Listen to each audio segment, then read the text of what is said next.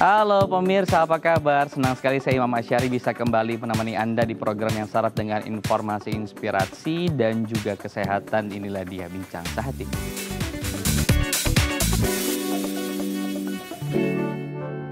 Ya pemirsa Bincang Sehati, kalau kita ngomongin soal keluarga pasti ini adalah hal yang tidak pernah habis untuk kita bahas. Karena kita tahu keluarga adalah tempat kita kembali, tempat kita kemudian menceritakan keluh kesah, tempat kita kemudian mencari motivasi untuk hidup.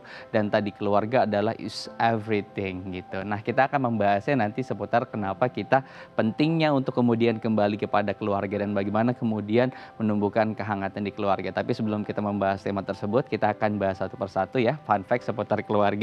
Yang pertama adalah dukungan, ketenangan, dan juga keamanan. Nah, keluarga ini menjadi salah satu tempat untuk kita mencari dukungan, di mana ketika kita memiliki mimpi ataupun cita-cita, keluargalah kemudian menjadi tempat pertama untuk kita memperoleh motivasi tersebut. Dan juga menjadi tempat yang aman untuk kita kembali, di mana kita tahu ada beberapa orang di sana yang kemudian bisa memberikan rasa aman untuk kita. Nah, kemudian fun fact yang kedua adalah penerimaan, cinta, dan juga pengertian. Nah di keluarga juga kita bisa mendapatkan cinta dan di keluarga juga kemudian kita bisa mendapatkan pengertian dari orang lain. Salah satunya adalah keluarga-keluarga kita bisa menceritakan keluh kesah permasalahan kita dan kemudian mendapatkan solusi atau hanya sekedar menenangkan hati di keluarga. Banyak sebutkan sosok-sosok yang kemudian bisa memberikan hal tersebut seperti ibu, nenek, saudara perempuan dan juga kakak-kakak yang bisa kemudian menjadi atau mengambil peran untuk memberikan tadi begitu ya rasa cinta dan juga pengertian yang dalam dari kebutuhan kita sendiri. Kemudian kita masuk ke fun fact yang berikutnya adalah pembentukan nilai dan karakter. Sekalipun kita tahu anak-anak menjalani aktivitas sekolah di rumah, tapi itu hanya menjalani aktivitas selama 8 jam. Nah selebihnya sisanya adalah di keluarga, di mana kita tahu bahwa anak-anak membentuk karakter, membentuk nilai-nilai itu ada di keluarga. Nah keluarga inilah yang menjadi sekolah terbesar anak-anak kita untuk kemudian mereka membentuk karakter kepribadian mereka masing-masing hingga kemudian masuk ke wilayah sosial yang nanti mereka akan melakukan penyesuaian gitu. Kita masuk ke fun fact yang berikutnya adalah tempat kita kembali. Nah kita tahu kemana lagi sebetulnya kalau kita ingin kembali kalau tidak ke keluarga. Alasan orang kemudian merantau terus kemudian pulang kampung adalah ketika mereka memiliki keluarga. Keluarga itu menjadi kemudian tempat kembali mereka atau tempat kembali kita setelah kita melakukan sebuah rutinitas atau perjalanan yang panjang. Kemudian rumahlah atau keluargalah yang menjadi tempat kita kembali. Nah menarik sekali ya tema kita hari ini, bagaimana kemudian kita kembali dan membangun kebahagiaan di keluarga. Ini akan menjadi tema kita hari ini. Untuk Anda yang tertarik dengan tema kita hari ini, Anda bisa menghubungi kami di 021 290 32644 atau bisa melalui Instagram kami di @bincang_sehati.tv. Nah usai jeda nanti saya akan menghadirkan inspirasi dari seorang narasumber, seorang pramugari yang kemudian merasakan kehangatan keluarga. Seperti apa? Kita harus jeda dulu ya, tetap bersama kami di Bincang Sehati.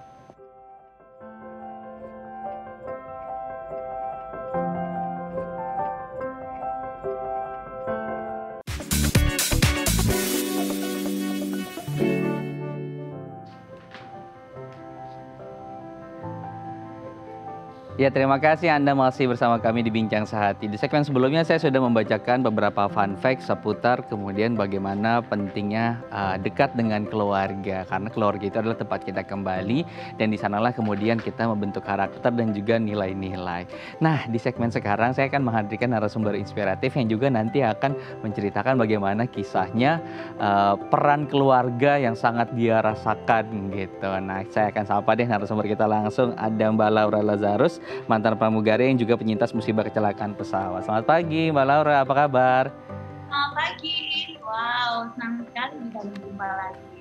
Baik, Mbak Laura, ini kan tema kita tentang seberapa pentingnya dekat dengan keluarga ya Mbak. Boleh nggak sih Mbak sharing sedikit cerita tentang bagaimana kemudian peran keluarga itu sangat penting bagi seorang Laura Lazarus ini pasca kecelakaan pesawat yang dialami oleh seorang Laura? Ya, untuk buat saya peran keluarga itu benar-benar dia sangat membuat peran yang sangat penting dalam keluarga, karena dengan perannya keluarga itu bisa memberikan saya juga motivasi untuk bisa tetap bertahan, untuk tetap bisa kuat sampai sekarang ini gitu. Jadi ketika saya lemah, ketika saya lagi down, cuma ya memang ada keluarga dulu yang kita temuin gitu. Makanya ya jangan dibuat berantem, ada keluarga, disayangin mereka gitu. Baik. Bagaimana sih kemudian memulai kehangatan atau komunikasi tersebut begitu? Karena terkadang kita tahu ada yang mungkin hangat begitu ya, akrab, tapi secara komunikasi mereka sangat minim, tidak bisa misalnya berbagi masalah, kemudian tidak bisa memberikan solusi terhadap masalah yang dialami oleh keluarganya sendiri. Nah, kemudian bagaimana itu bisa dibangun oleh seorang Laura gitu? Ya, pasti di setiap keluarga ada hal yang namanya tadi yang Ya, seperti sempat ya. bilang gitu. Untuk misalkan lagi ketika ada satu konflik, terus gimana caranya kita untuk bisa ngobrol kembali dengan mereka. Kadang-kadang kita ngerasa kayak, oh aku nggak salah kok gitu Hmm, kan. hmm, Apa yang hmm, salah, mereka yang salah lebih dulu gitu mungkin gitu kan. Tapi kalau misalkan kita tahu yang dibangun di atas fondasi dari keluarga ini adalah kasih, hmm, adalah bukannya kita menuntut mereka, kasih itu kan kita memberi loh, hmm, gitu. Jadi bukan kita mengharapkan mereka yang berubah terlebih dahulu, tapi kita dulu lah yang hmm, harus berubah. hmm. Jadi perubahan itu bisa Ya, ya. terjadi kita dimulai dari diri Hmm. sendiri. Jadi Jadi, nggak peduli siapa yang salah, namanya keluarga, ya saya percaya bahwa Tuhan menempatkan keluarga itu tidak ada yang kebetulan. Kita bisa dilahirkan di satu hmm, posisi keluarga yang mungkin kita pengennya kalau keluarga yang sesuai dengan keinginan kita hmm, justru nggak seperti itu gitu. hmm, baik. Tapi Jadi ada kita lagi nggak ada yang kebetulan, jadi sayangi mereka. Jadi kita bisa memulai kemudian untuk membuka percakapan atau menjadi lebih komunikatif sehingga nanti kemudian keluarga-keluarga juga bisa mulai hal seperti yang kita lakukan dan bahkan mungkin bisa memberikan feedback yang lebih baik. Oke, Mbak Laura, Nah, ini kan banyak sebetulnya keluarga kita di rumah begitu atau keluarga masyarakat di Indonesia yang juga katakan salah satu keluarganya misalnya mengalami musibah gitu. Apa sih sebetulnya yang paling dibutuhkan oleh seseorang ketika menerima musibah dari keluarga mereka? Untuk kemudian menjadi contoh nih untuk keluarga-keluarga pemirsa Bincang Sehati agar mereka tepat gitu. Cara menyampaikan simpati, cara memberikan dukungan gitu kepada seseorang yang terkena musibah dari keluarga mereka. ya nggak mudah ya, apalagi dengar yang kemarin terjadi musibah Ya, seperti itu, pasti semua mengalami duka yang mendalam. Jadi saya ingat waktu kejadian saya sendiri, waktu saya ngalamin kecelakaan, saya diceritakan oleh adik saya gitu. Jadi semua keluarga berkumpul dan semua berduka gitu. Dan satu-satu mereka mengumpulkan kayak dana gitu untuk mensupport gitu. Nah, ya kita nggak ada yang orang yang menginginkan adanya duka, tapi kalau kita tidak bisa memberikan support apapun, setidaknya kita just be there, ada di sana untuk kalau kita punya hati mau membantu, ya berkumpul bersama, mungkin nggak perlu dengan omongan, tapi bisa dengan teladan kita dan sikap kita gitu. Oke, baik. Bagaimana kemudian contoh dari keluarga Mbak Laura membangun kesabaran saat berkomunikasi dengan seorang penyintas? Karena terkadang ya kita sebagai penyintas juga menolak Sama keadaan gitu ya, terus juga menolak bantuan dan tidak ingin dikasihani. Bagaimana kemudian keluarga Mbak Laura sendiri bersabar untuk sampai dengan mendapatkan penerimaan yang begitu terbuka dari seorang Laura Lazarus? ya balik lagi gitu ya, Hmm, kadang kita sendiri yang sedang dalam keadaan kayak saya kan ya, penyintas hmm, ya seorang yang survivor gitu, ini juga nggak gampang gitu, mindset hmm, sendiri harus dirubah. hmm, hmm, Tapi waktu hmm, ada orang datang memberikan bantuan gitu, kadang-kadang kita yang dalam posisi lemah bukannya merasa senang dibantu, tapi hmm, malah merasa ada tersinggung gitu hmm, ya, hmm, benar-benar. hmm. Tapi sih balik lagi sih, kembali lagi ke keluarga. Kita itu adalah orang yang Tuhan berikan kepada Ya, kita, tidak dengan kebetulan gitu. Jadi kekurangan kelebihan ya kita harus bisa dengan terbuka hati menerima mereka. Justru baik. ada orang yang membantu, kita harus berterima Ya. kasih.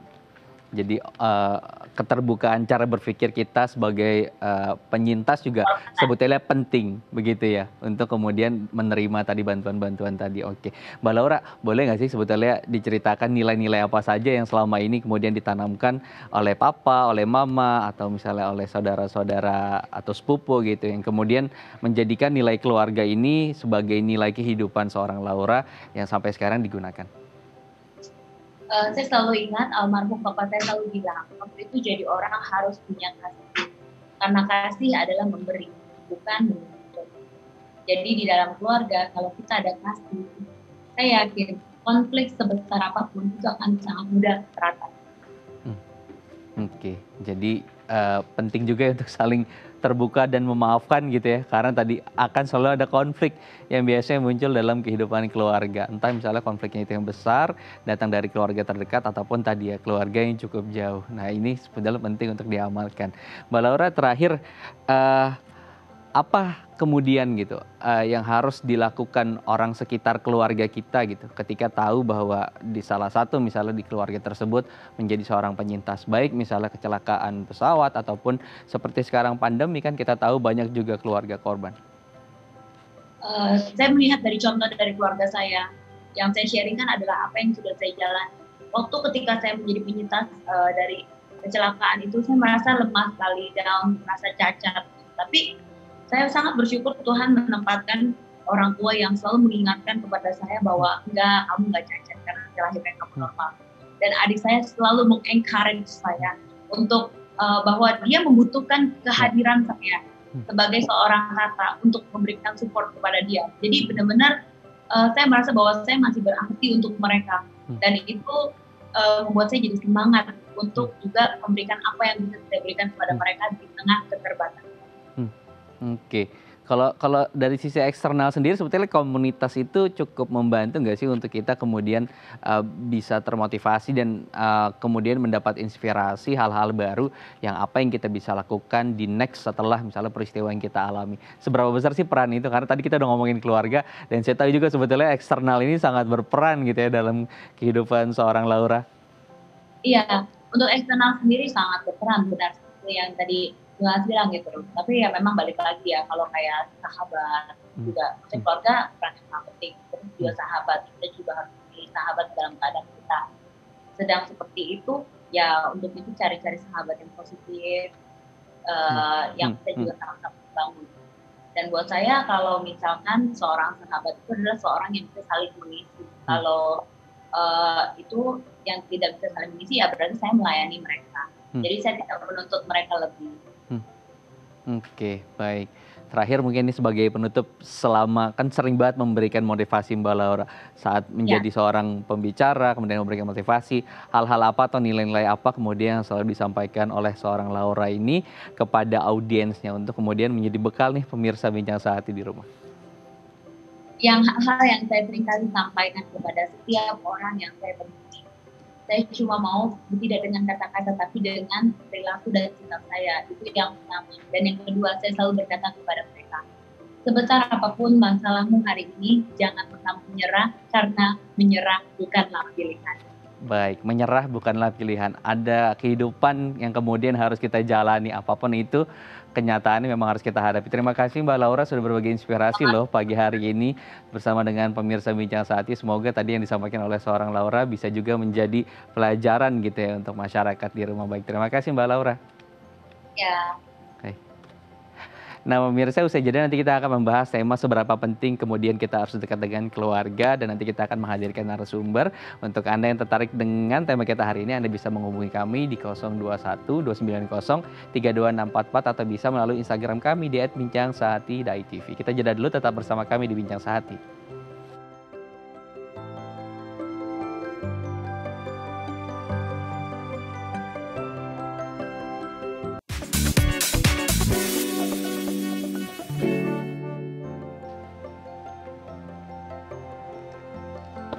Ya, terima kasih Anda masih bersama kami di Bincang Sehati. Di segmen sebelumnya tadi Mbak Laura sudah banyak cerita ya, kemudian bagaimana pentingnya peran keluarga ketika kita menjadi seorang korban atau penyintas. Nah, keluarga yang kemudian bisa mendengarkan kita, keluarga yang bisa memberikan motivasi, bisa memberikan support. Karena apa yang kita alami sekarang sebetulnya tidak pernah, atau yang pernah dialami oleh penyintas tidak pernah kemudian kita pikirkan sebelumnya. Nah, ketika harus menjalani kehidupan yang baru dengan kondisi yang baru, keluargalah kemudian menjadi peran penting untuk para korban dan juga penyintas. Nah, di segmen kali ini kita akan membahas tentang seberapa penting sih sebetulnya kita harus dekat dengan keluarga, karena keluarga adalah tempat kita kembali, tempat kita kemudian mencari motivasi, dan tempat kita kemudian membentuk nilai dan juga karakter. Untuk membahas tema kita hari ini, nanti akan ada Mbak Devi Delia, MPSI Psikolog dari Rumah Sakit Caritas Palembang. Nah, kita coba sapa ya, ada Mbak Devi. Oke, baik. Seperti saya masih harus berbicara dulu nih seputar tentang bagaimana fun fact yang tadi saya sudah sebutkan adalah pentingnya keluarga kemudian sebagai pembentukan nilai dan karakter. Kita tahu kemudian karakter anak-anak ini terbentuk ketika mereka masih kecil dan ini harus dibentuk kemudian saat mereka ada di keluarga. Karena kita tahu aktivitas di sekolah hanya 8 jam dan aktivitas sisanya akan berlangsung di rumah. Kenapa kemudian rumah dan juga keluarga penting?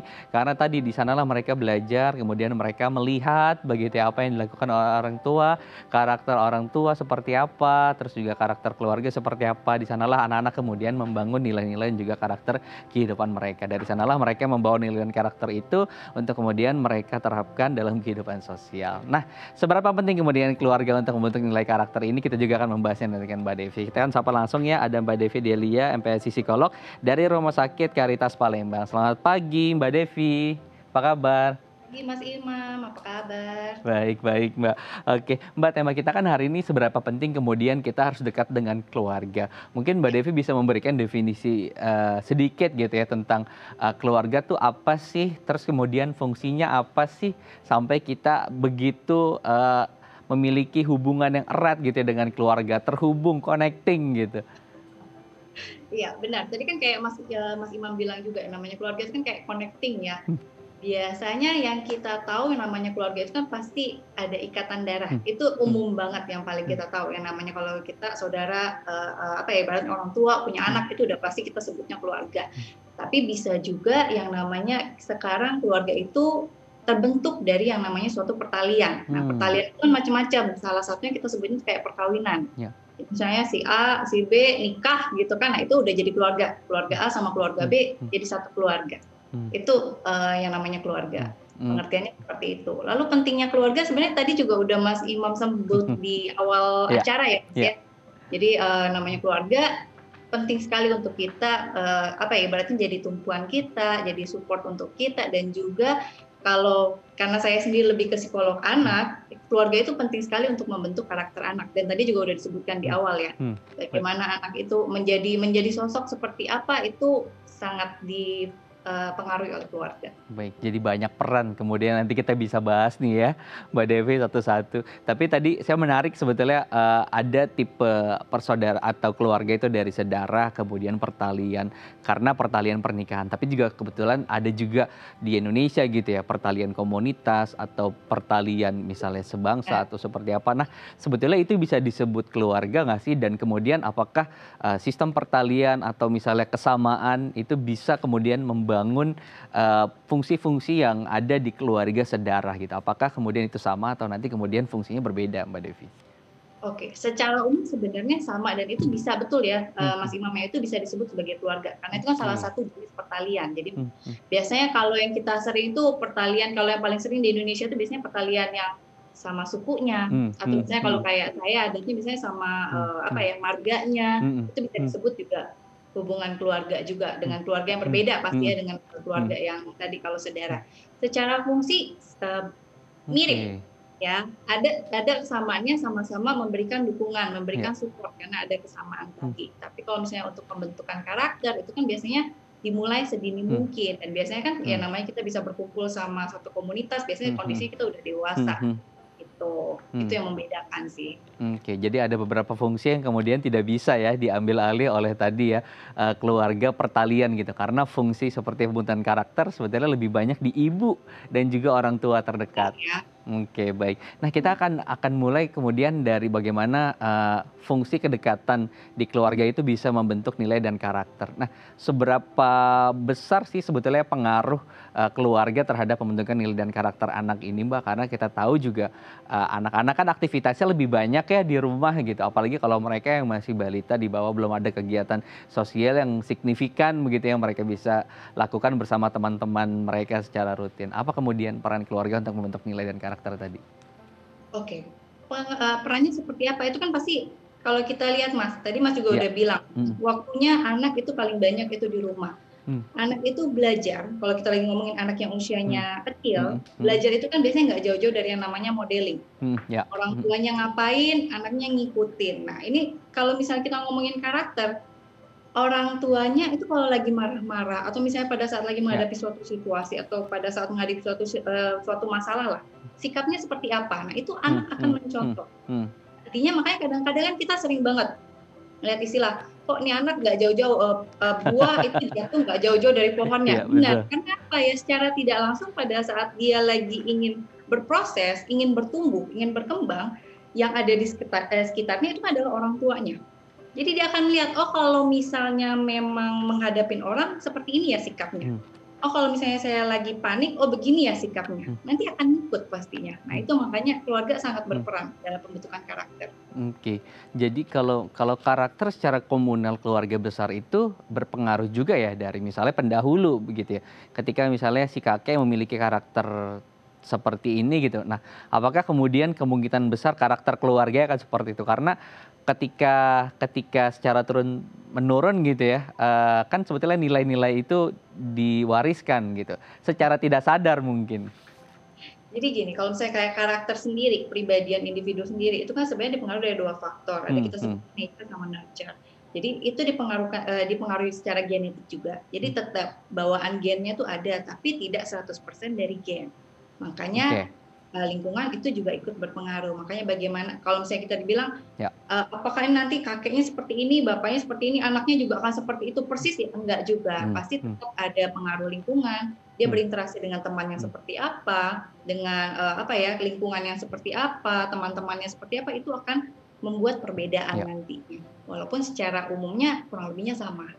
Oke, jadi karena mereka berbaur, bersosialisasi, melihat karakter yang berbeda, nah itu bisa kemudian dibawa ke rumahnya. Kita harapkan juga sebetulnya karakter yang baik aja ya, yang kemudian dibawa ke keluarga gitu. Jangan kemudian karakter-karakter. Itu ya, tapi kan nggak bisa sortir ya kadang-kadang. Makanya itu pentingnya fondasi dari rumah sih kadang-kadang. Karena kan sering banget orang tua khawatir, aduh ini anak saya belajar ngomong kayak gini, misalnya ngomong yang nggak seharusnya diucapin anak-anak gitu ya. Dengar dari temennya, karena temennya dengar dari orang tuanya gitu kan, ngomong kotor lah kita misalnya sebutnya kan, gimana nih ngasih tau anak saya supaya nggak ngikut, namanya kan anak-anak suka ngikut tadi kan, yang ngomong oh ya udah dipikirnya itu boleh diucapin. Nah, makanya itu pentingnya fondasi dari keluarga, jadi tahu mana yang boleh, mana yang tidak, mana yang betul, mana yang salah. Jadi pentingnya membangun kedekatan di keluarga tadi, filtrasi seperti apa kemudian yang bisa kita sematkan kepada anak-anak ketika keluar, kemudian mereka bisa menyerap yang baik, kemudian yang tidak baik mereka bisa tinggalkan. Nah, menariknya ketika kita tumbuh dewasa, anak-anak tumbuh dewasa, kita juga bersosialisasi, bergaul dengan orang yang berbeda, dengan karakter dan pemikiran berbeda, kemudian mereka harus kumpul kembali nih di keluarga gitu dengan membawa insight masing-masing. Bagaimana kemudian cara kita menyatukan komunikasi tadi? Karena tadi dengan pola pikir yang sudah berbeda, kemudian kita berkumpul di satu waktu, katakan misal saat Imlek, terus saat Idul Fitri, saat Idul Adha gitu, yang dimana kita tahu ada kegiatan berkumpul bersama keluarga gitu. Nah, bagaimana kemudian kita menyatukan dari perbedaan karakter yang sudah bervariasi ini agar tadi kedekatan dalam keluarga itu bisa kembali tumbuh atau tetap subur dan terjaga gitu loh Mbak Devi. Oke, sebenarnya kembali lagi ya Mas Imam ya, itu kan dari fondasi di awal. Jadi kalau misalnya kita bilang sebelum merekanya itu terjun ke lingkungan yang lain, sebelum mereka menjadi anggota dari keluarga yang lain, dari merekanya sendiri kan sebenarnya sudah berproses di dalam keluarga itu sendiri. Kita sebutnya si saudara-saudara ini ya. Jadi makanya kalau kita bilang kan, aduh ini saudaraan dari kecil gitu kan ribut mulu gitu kan, jambak-jambakan, kejar-kejaran gitu, tapi pas gede ya akrab-akrab juga. Itu kan sebenarnya bagian dari proses bagaimana si keluarga ini saling menyayangi satu sama lain. Jadi bukan artinya berantem itu artinya nggak sayang, karena itu kan bagian dari prosesnya. Dan dari mereka di dalam lingkungan keluarga itu sendiri pun sebenarnya sudah saling proses untuk menghargai tadi. Kalau misalnya tadi Mas Imam bilang gimana ya mereka berkomunikasi satu sama lain untuk bisa menghargai, karena itu sebenarnya sudah terbentuk sebelum mereka keluar ke keluarga yang lain sebenarnya, sebelum bergabung sama keluarga yang lain. Jadi bagaimana mereka bisa, oh kapan sih saya harus tahu, saya harus ngomongnya kapan, kapan saya harus diem terus ngedengerin si saudara saya yang ngomong. Nah itu sebenarnya udah jadi dari jadi bagian dari proses yang mereka alami sebelum mereka bertumbuh di luar. Jadi fondasi itu yang kemudian dari awal yang mengkokohkan bagaimana karakter mereka saat keluar, sekalipun mereka masuk dengan kognitif yang berbeda, dengan pola pikir yang berbeda. Dan mungkin ada satu pertanyaan yang menarik dan mungkin mewakili masyarakat Indonesia begitu ya, bagaimana nilai-nilai budaya yang sejak dulu kemudian ditanamkan oleh orang tua kita, dan ketika anak itu kemudian memiliki pola pikir kognitif yang berbeda, mulai terjadi konflik nih Mbak di dalam. Nah, bagaimana kemudian kita membenahi itu semua, karena kita tahu begitu ya, terkadang kan anak-anak berpikir lebih modern, terus berpikir juga bertentangan dengan adat mereka gitu, yang sudah mereka tanamkan dan mereka dapatkan dari pendahulu-pendahulunya. Bagaimana kemudian kita bisa mengsinkronisasi hal ini ketika terjadi? Oke, jadi memang sih ya, sekarang kan campur tangan budaya, kita sebutnya Betul. apalagi budaya barat ya, yang paling banyak mengkontaminasi budaya kita saat ini. Makanya itu yang tadi, tetap kembali lagi fondasi dari keluarga. Keluarga yang menjelaskan pentingnya budaya kita. Tapi memang kita juga sebagai orang tua tetap harus bisa fleksibel juga. Ini kalau misalnya kita bilang kayak taruhlah orang tua zaman dulu gitu kan, ini saklek banget nih. Budayanya seperti ini, harus begini, nggak boleh belok dikit, itu udah nggak boleh gitu kan, dianggapnya itu nggak sopan. Nah, tapi kan dengan adanya apa ya kita sebutnya teknologi, pengetahuan, ya itu kan semakin membuat kita belajar, dan kita tahu bahwa tidak sepenuhnya itu harus diikuti 100%. Dan itu sebenarnya kembali lagi pentingnya komunikasi. Jadi bukannya si anak juga bilang enggak kayak gitu, nggak masuk akal, apaan sih kok kayak gitu, kayaknya nggak bener lah kayak gitu. Nah, itu fungsinya komunikasi. Kita jelaskan. Mungkin taruhlah kalau misalnya gini Mas, ada yang kita sebutnya mitos, nggak boleh gunting kuku malam hari gitu kan. Nah, zaman dulu kan kita percaya banget kalau gunting kuku malam hari itu katanya bisa bahaya, bisa apa namanya, bisa sial lah ya. Pokoknya, nah itu kan mitos banget. Kalau kita dulu mungkin percaya aja, tapi seiring teknologi, terus kita juga berkembang, kita cari tahu, oh ternyata dulu itu memang gunting kuku malam hari itu bahaya, karena apa? Nggak ada cahaya, nggak ada lampu kayak sekarang. Jelaskan ke orang tua, iya dulu memang bahaya, tapi kalau kayak sekarang kan udah banyak lampu. Mau gunting kuku ya selama hati-hati ya nggak salah. Nah seperti itu sih kurang lebih. Jadi intinya komunikasi sih.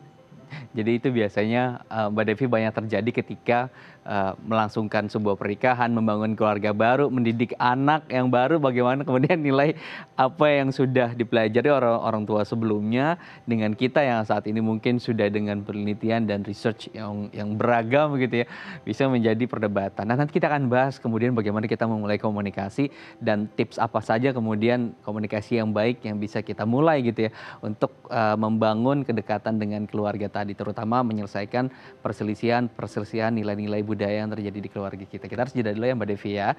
Untuk Anda pemirsa nih yang tertarik dengan tema kita hari ini, Anda bisa bergabung bersama kami melalui line telepon di 021 290 32644 atau bisa melalui DM Instagram kami di @bincangsaati.tv. Saya harus jeda dulu, tetap bersama kami di Bincang Saati.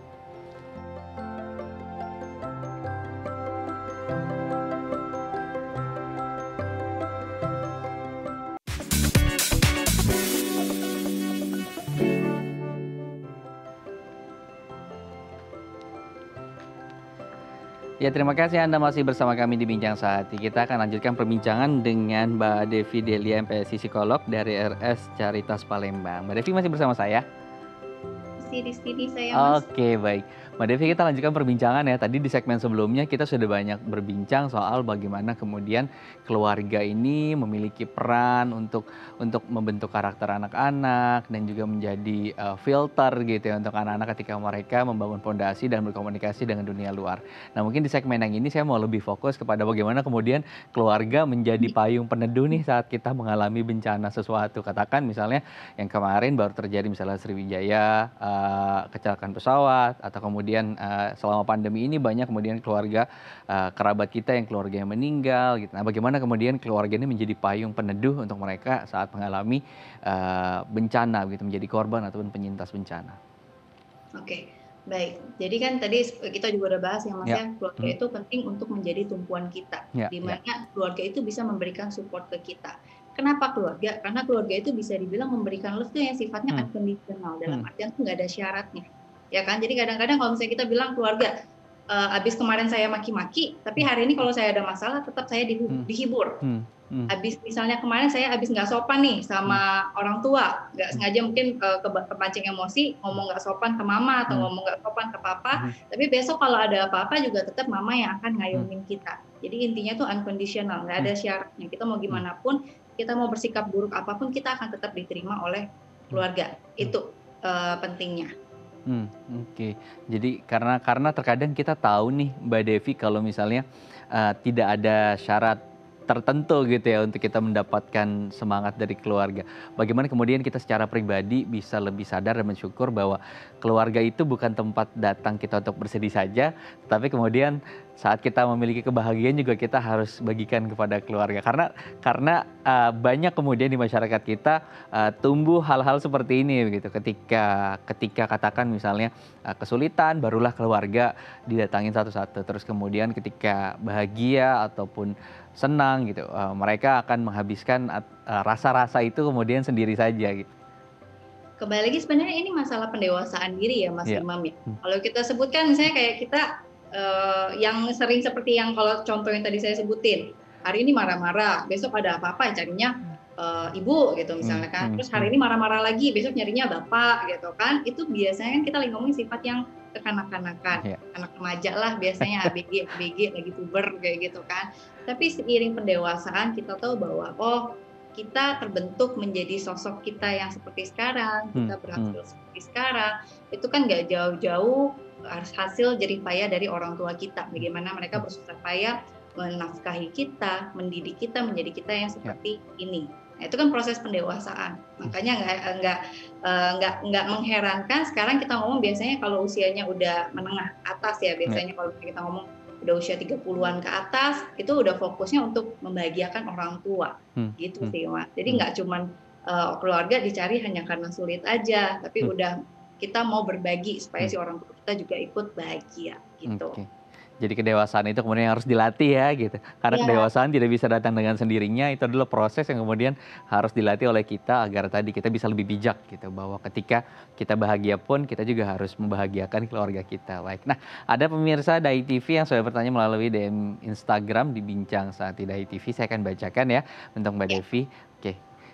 Dari @Sinta Nuraini. Nah, teman saya kena musibah nih Mbak Devi. Dia dan anggota keluarganya terpukul banget. Saya sebagai teman ikut merasakan sedih. Ingin menghibur tapi khawatir akan salah gitu. Nah, saya harus ngapain sih agar bisa mengurangi kesedihannya? Nah, ini dari eksternal kemudian berupaya untuk kemudian memberikan kebahagiaan gitu atau menghibur gitu, temannya dari keluarga yang berbeda. Bagaimana kemudian yang harus dia lakukan agar tadi tidak menyinggung juga gitu? Oke, baik lagi. Ini kan kita lagi ngomongin teman ya, kayak tadi Mas Imam bilang bahwa ini pihak eksternal, tapi ya bukan artinya karena pihak eksternal terus jadinya ada batasan-batasan tertentu. Batasan tentu pasti kan secara tempat tinggal. Tapi bagaimana kita menghadapi kedukaan itu sendiri sebenarnya secara umum sama. Ya, nah ini kan teman, bisa dibilang mungkin kalau dari Mbak Sinta sendiri mungkin kayaknya teman dekat ya, kalau misalnya dari caranya ingin mencoba menghibur seperti itu. Artinya si Mbak Sinta ini pasti mengenal sosok temannya ini sosok yang seperti apa yang ia perlukan. Tapi yang paling penting adalah pada saat kita menghibur siapapun mereka yang berduka, yang paling penting adalah kita ada di sana. Kita hadir dalam artian, be there itu dalam artian bukan tubuh kita ada di dekat dia selalu ya gitu. Maksudnya ini kan lagi ngomongin pandemi juga. Be there itu kita menyiapkan waktu kita juga, kita meluangkan waktu kita untuk dia. Hanya untuk mendengarkan itu sudah cukup banget, Mas Imam. Jadi misalnya kan yang namanya orang berduka, ini balik lagi ya, karakter tiap orang beda-beda. Ada yang mungkin pada saat dia lagi berduka, rasanya itu kayaknya, karena kan ada fase berdukanya sendiri. Dia lagi di fase yang mana nih? Apakah dia memang lagi hanya diam aja, hanya diam, hanya merenung, nggak masih belum mau bercerita. Nah, kalau dia karakternya seperti itu, ya kita nggak usah mancing untuk dia. Ayo dong, kamu jangan pendam, itu nggak bagus untuk kamu cerita dong itu supaya lega. Ya nggak boleh gitu juga. Jadi nggak boleh terlalu maksa juga. Tapi kalau misalnya dianya memang tipenya suka cerita dan ceritanya ngulang lagi, iya sudah tahu kejadiannya seperti ini, nggak usah kamu ulangin ya, jangan gitu juga. Tapi artinya di sini kita bersedia. Bersedia dalam artinya mendengarkan dia apa adanya. Dia mau ngulang itu 10 kali, mau ngulang itu 15 kali, selama itu memang bisa menenangkan dia, ya sudah, kita siapin telinga kita dengerin. Yang paling tidak membuat dia merasa lebih lega. Itu dulu sih sebenarnya Mbak Sinta ya. Jadi dalam artian untuk saat ini kan karena kan kayaknya kondisi dukanya memang masih baru nih. Jadi kita juga nggak usah yang terlalu over. Aduh saya harus siapin apa nih? Apa saya ajak dia jalan-jalan ya? Apa saya ajak dia pergi ya? Atau ngapain ya? Jadi maksudnya nggak usah yang sampai gimana. Yang paling penting adalah mereka memang butuh waktu kan, ada healing time-nya juga. Mereka butuh waktu untuk berduka, ya sudah. Tapi paling tidak saat dia membutuhkan kita siap sedia. Kita menyediakan waktu kita menyediakan telinga kita. Kalau memang bisa hadir di sebelahnya, kalaupun kita tidak ngomong banyak, tepukan di pundak, elusan, itu sudah cukup menenangkan sekali. Oke. Untuk pemilihan waktu yang tepat itu ada nggak sih sebetulnya trik atau tipsnya sendiri Mbak Devi? Karena kita tahu khawatir kemudian takut terjadi katakan mendahului keluarga yang kemudian memang memiliki peran yang harusnya dilakukan oleh keluarga gitu. Sebenarnya kalau untuk masalah waktu nggak ada spesifik ya Mas ya. Apalagi kalau kadang-kadang kita juga lagi ngomongin, taruhlah kalau misalnya kayak usia atau misalnya karakter orang-orang tertentu. Ada yang mungkin malah lebih nyaman dengan teman dibandingkan dengan keluarga. Ya. Nah apalagi kalau misalnya ini keluarganya yang lagi berduka, artinya si keluarganya pun lagi sibuk dengan proses kedukaan itu sendiri. Itu fungsinya teman kan sebenarnya untuk membantu. Nggak ada waktu pastinya sih Mas Imam. Jadi kita harus bisa kita nggak bisa sebut bahwa oh ini begitu dia mengalami musibah langsung kita datangi atau 1 minggu kemudian atau 2 minggu kemudian, nggak ada spesifik time-nya sih Mas. Jadi nggak ada momentum tertentu yang harus kemudian menjadi landasan kita memberikan simpati ataupun empati. Baik. Nah, ada penelpon bincang saat ini yang ingin bertanya langsung dengan Mbak Devi. Saya akan coba sambungkan langsung ya. Oke, baik. Halo, selamat pagi. Dengan siapa di mana? Halo, selamat pagi. Saya Wuri dari Bandung. Baik, Wuri ada pertanyaan khusus untuk Mbak Devi seputar topik kita hari ini? Iya, halo Mbak Devi. Halo Mbak Wuri. Iya, saya punya adik perempuan, dia usia 18 tahun. Tapi kalau di luar tuh dia ramah banget sama temen-temennya, ceria gitu, happy dan segala macam. Tapi kalau misalkan udah sampai rumah tuh bawaannya emosi, suka marah-marah, bete gitu. Itu kenapa sih Mbak? Kenapa dia bisa deket dengan orang lain istilahnya, tapi dengan keluarga tuh dia kayak agak jaga jarak atau gimana sih gitu? Oke. Ini out of topic ya nih kayaknya ya. Ada mungkin ada beberapa hal yang mau Mbak Devi tanyakan ke Mbak Wuri biar lebih spesifik. Ini artinya ini Mbak Wuri selaku kakaknya ya tadi ya? Kakaknya, iya.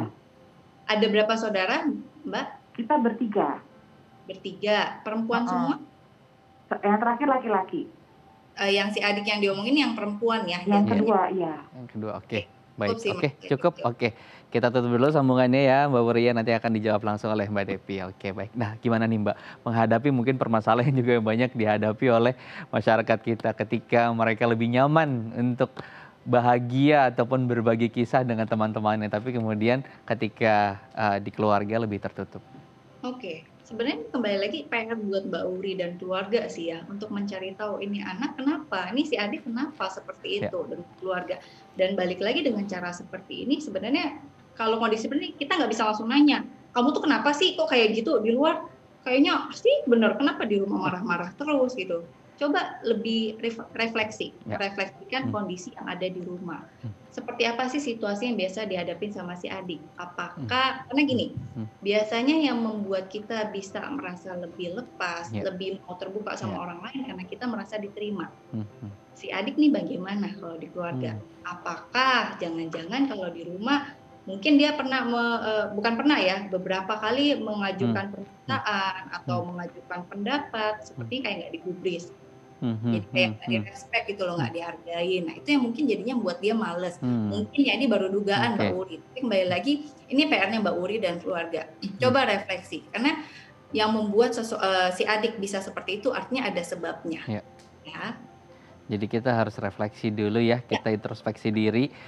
Bisa jadi mungkin apa yang dia harapkan tidak bisa kita hadirkan di rumah gitu ya. Tapi ketika kita sudah tahu ternyata mungkin ada beberapa hal yang mereka bisa dapat di luar tapi kita tidak bisa sediakan di dalam. Misal mereka lebih suka bermain games di luar gitu dan terbuka dengan teman-teman sejawat mereka yang suka bermain games gitu. Tapi di rumah kan kita sebagai kakak tertua gitu mungkin tidak punya ketertarikan yang sama atau bahkan nggak ngerti gimana cara main game online saat ini. Bagaimana kita bisa menumbuhkan hal lain gitu ya dari ketertarikan mereka di luar keterbatasan kita tadi gitu.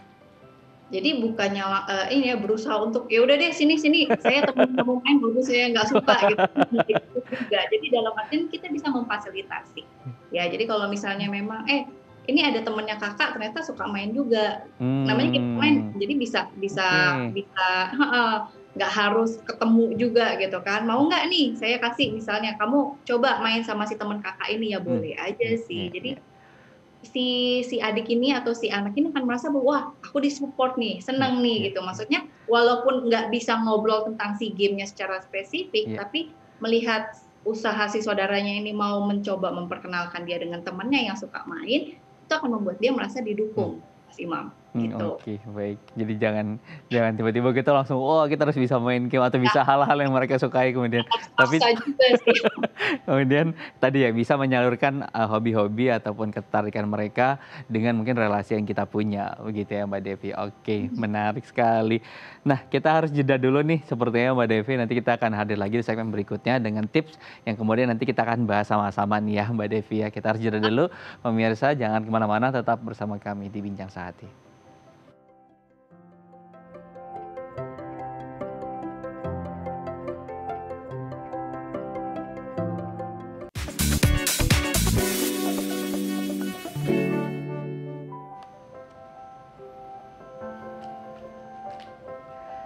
Ya, terima kasih pemirsa Anda masih bersama kami di Bincang Sehati. Kita akan lanjutkan kembali ya perbincangan di segmen terakhir dengan Mbak Devi Delias, MPSI Psikolog dari Rumah Sakit Caritas Palembang. Mbak Devi, di segmen terakhir nih kita akan bahas tips satu-satu nih Mbak. Saya akan bantu bacakan dan mungkin nanti Mbak Devi bisa bantu membahas. Yang pertama adalah ciptakan kenyamanan. Seberapa penting kemudian kita di keluarga menciptakan kenyamanan untuk sama anggota keluarga, baik dari mungkin kesamaan hobi atau hal-hal lain yang menarik agar mereka kemudian bisa lebih ceria saat di rumah, bukan lebih ceria saat berada di luar rumah.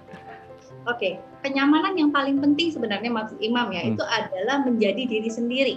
Menjadi diri sendiri dalam keluarga. Kadang-kadang kan kita capek ya kalau di luar itu kan kayak pakai topeng gitu, maksudnya yang kayak tadi mungkin diceritain sama Mbak Wuri gitu kan, maksudnya si anak ini kalau di rumah begini, di luar begitu, kayaknya beda banget gitu kan. Nah, jadi kenyamanan di sini adalah kita benar-benar nyaman. Kalau misalnya kayak kita lagi ngomongin pakaian kita saat dinas sama pakaian di rumah, itu kan nyaman pakaian di rumah ya. Nah sama. Jadi hubungan dalam keluarga itu juga nyaman dalam artian kita benar-benar bisa menjadi diri kita apa adanya, yang kayak tadi, maksudnya nggak banyak apa ya, cengkoneknya kita ngomong banyak babi ibu, banyak topeng, banyak berusaha untuk menutupi diri kita dari family. Nah itu enggak, nyamannya seperti itu sih Mas. Oke, jadi kenyamanan menjadi diri sendiri di rumah itu kemudian menjadikan orang merasa betah di rumah gitu. Kecuali saat WFH ya, karena di kantor di rumah harus pakai baju kantor dan harus berada depan kamera gitu. Itu hal yang berbeda gitu. Ya kalau Zoom ya. Oke, kita masuk ke yang berikutnya. Yang kedua adalah saling tukar cerita. Nah, ini seberapa penting kemudian kita saling bertukar cerita dan juga saling bertukar hobi dan kesukaan gitu ya dengan anggota keluarga. Karena kita tahu setiap orang sekalipun dengan darah yang sama pasti punya kesukaan atau hobi yang berbeda dengan saudara mereka. Oke, karena kalau dari tadi yang kita ngomong kunci pertama dari nyaman, setelah kita merasa nyaman dengan orang, kita pun tidak akan suka untuk menceritakan kan kondisi kita. Jadi menceritakan sehari-hari kita, menceritakan hobi kita yang kayak tadi Mas bilang gitu. Kalau misalnya kita udah nyaman dengan dia, nyaman dengan kakak kita, ya kita pasti akan mau dong menceritakan apapun itu. Oh tadi ketemu nih, taruh misalnya kita ngomongin ceng-cengannya kita gitu kan, misalnya tadi ketemu cewek cakep nih, atau ketemu cowok cakep, pasti akan nyaman bercerita seperti itu. Kenapa? Udah merasa nyaman, dia akan mau bercerita. Jadi apapun itu pasti akan diceritakan. Hobinya, kesukaannya, ada masalah apa, nggak bisa di sekolah, apapun itu pasti akan diceritakan. Oke, jadi kenyamanan di awal dibangun, kemudian itu secara otomatis bagaimana pola kita saling bercerita juga akan terbangun secara otomatis. Nah, kemudian yang ketiga adalah hindari pertengkaran. Nah, ini sebetulnya agak dilematis gitu ya, karena kita tahu untuk saudara nggak mungkin kita tidak bertengkar gitu, itu satu yang lumrah. Tapi kemudian ketika mengalami pendewasaan, bagaimana cara kita belajar mengalah gitu dari sebuah permasalahan yang kita hadapi. Oke. Benar. Jadi yang kayak tadi Mas Imam bilang, nggak bisa satu keluarga kalau misalnya dibilang nggak pernah bertengkar sama sekali itu nggak mungkin. Mau sekali, 2 kali, 3 kali itu pasti ada dari kecil sampai sekarang dan itu adalah prosesnya. Bagaimana caranya kembali lagi ini adalah tahap dari pendewasaan diri setiap orang. Bagaimana kita bisa menempatkan diri kita yang kayak tadi Mas Imam bilang gitu kan. Kita harus tahu kapan kita harus menempatkan diri kita untuk oke, saya diam dulu deh, saya ngalah dulu deh. Biarin deh ini kayak orangnya lagi ibaratnya kalau kayak api itu lagi meletup-letup gitu ya udah kita nggak usah ikut nyembur gitu loh, nggak usah nyiram bensin ntar makin meledak gitu kan, ya udah diem aja dulu sampai apinya agak reda baru kita masuk di sana, baru kita ngomong di situ. Jadi penempatan diri kita sih jatuhnya ya. Nah menghindari pertengkaran dengan cara seperti itu, tahu bagaimana kita harus menekan ego kita. Baik, jadi tadi ya proses pendewasaan kemudian yang akan menentukan nanti kemudian. Baik. Nah, yang terakhir sebagai penutup nih Mbak Devi, selalu ungkapkan rasa sayang gitu.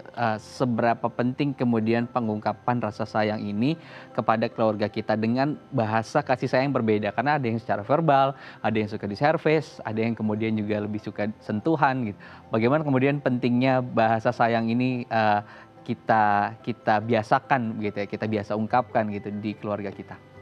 Oke. Kalau masalah bahasa sayang kembali lagi setiap keluarga itu punya stylenya masing-masing ya Mas.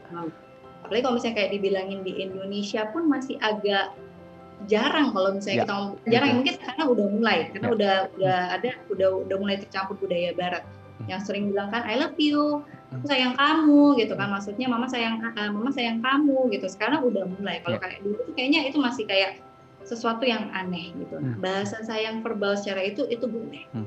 Atau misalnya dengan tadi dengan kehadiran kita ada di sekitar keluarga kita gitu kan, itu juga merupakan bagian dari menunjukkan bahwa kita peduli sama dia, kita sayang sama dia. Ada yang bahasa sayangnya mungkin dengan sentuhan, ada anak-anak yang suka disentuh gitu, misalnya dibelai gitu misalnya kan, atau dipeluk, itu juga merupakan bagian dari kita menunjukkan rasa sayang kita. Atau misalnya kalau bilang sama saudara yang besar nggak mungkin dong kayak gitu, kayaknya aneh ya tiba-tiba sama saudara kita udah gede pelukan gitu kan, kayaknya nggak mungkin gitu. Ya kalau maksudnya nggak mungkin ya, apalagi kalau misalnya cewek sama cowok gitu kan, ada sih walaupun ada yang seperti itu ya, tapi kan kayaknya jarang. Gimana caranya nanyain kabar, atau misalnya lagi ini aku lagi di mall ini nih, mau nitip apa, nah itu kan juga perhatian, itu juga bisa menunjukkan rasa sayang. Seperti itu. Terima kasih Mbak Devi sudah berbagi inspirasi dan juga informasi di Bincang Sehati kali ini. Semoga bermanfaat untuk masyarakat dan juga keluarga Bincang Sehati di rumah. Terima kasih Mbak Devi.